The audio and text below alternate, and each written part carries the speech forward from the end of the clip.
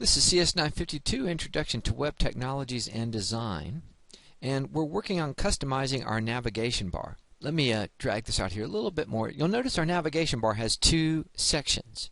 There's a section on the left-hand side. It says Brand, and there's our home icon that we just added, Link, and then Drop Down. And then on our right-hand side, we have another link and another drop down. Now, we don't really need the second drop down. We don't have that many pages to be adding to our website. So let's get rid of this second drop down menu item. So if I click over here in Live View, I'm clicking on where it says drop down, and if I look over here in my DOM panel, I can see that we have this says unordered list, and then if I open that up, I've got two parts to this unordered list. The first one is the button that says link. We're going to keep that one. And then the second one is this one that says drop down, and we don't need that one. So with this drop down item selected, I can also select it here in the status bar. I'm just going to hit delete, and that will delete it from our navigation. This is that simple. Now we're going to add another section to our web page. We'll continue working with our navigation here in a little bit, but I'm going to go ahead and hit Save All right now.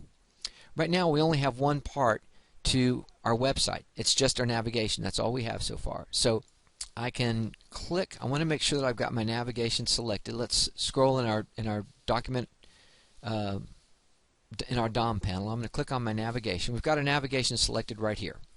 I want to add another section to my web page to follow my navigation, and we're going to use an HTML element, and the HTML element that we're going to use is called section. The previous element that we have is navigation. It's called nav. If I go under insert and if I look in HTML, well, right here it is, section. So under my insert menu, I'm going to click on section. And when I do that, this little window pops open, and Dreamweaver's asking us, this part that you want to add to your page, section, do you want it to go before your navigation, after your navigation? Do you want it to wrap your navigation? So it can take your navigation and put it inside of the section, right? We talked about the document object model. We talked about boxes inside of boxes. And then we have the last choice is nest, which means it's going to put this new element inside of the navigation. Well, we want to put it after. So when I click on after, it's going to add a section after our navigation. So let's do that, and now we've got it. If we look here in our DOM panel, we can see there's our navigation, and now we have our new section. We're going to add one more part to our page, and that's a footer. We want the footer to come after the section.